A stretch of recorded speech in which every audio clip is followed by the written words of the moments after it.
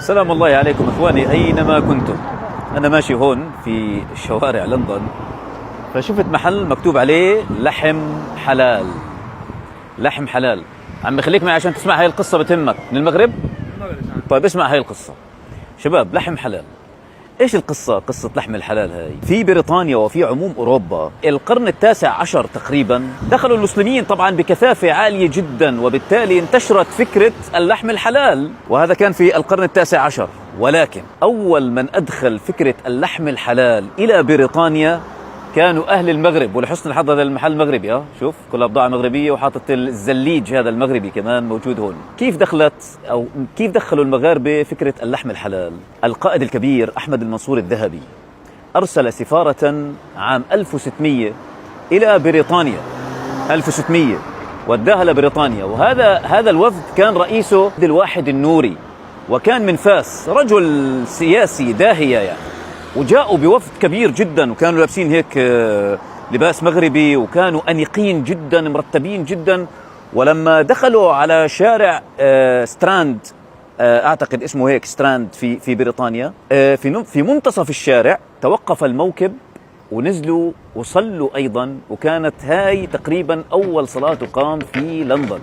صلوا، وبعديها سمح لهم بأن يذبحوا بالطريقة الإسلامية. فكانوا هم أول وفد، أول ناس بيذبحوا على الطريقة الإسلامية اللحم الحلال.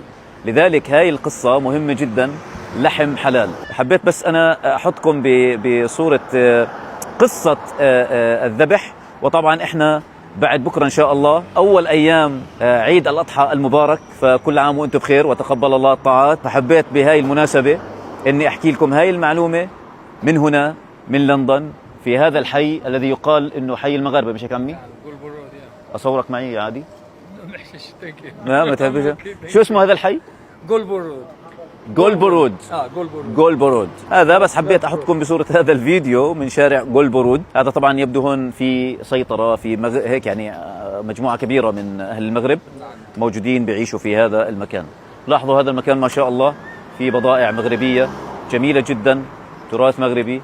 وإن شاء الله سنزور المغرب قريبا ونتحدث عن تاريخها العظيم. بيجوك بريطان بأكلوا لحم حلال، بيعرفوا اللحم الحلال؟ طبعا. البريطان بريطانيا عندهم زكية. لا البريطان يعني بيعرف انه هذا لحم حلال.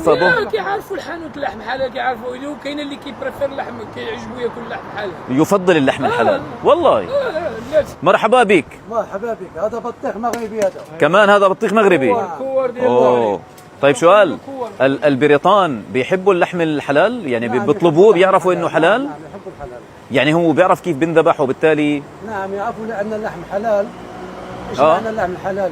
إلى اللقاء يا أهل المغرب، وإلى اللقاء إلى كل مسلم بذبح حلال. كل عام وانتم بخير.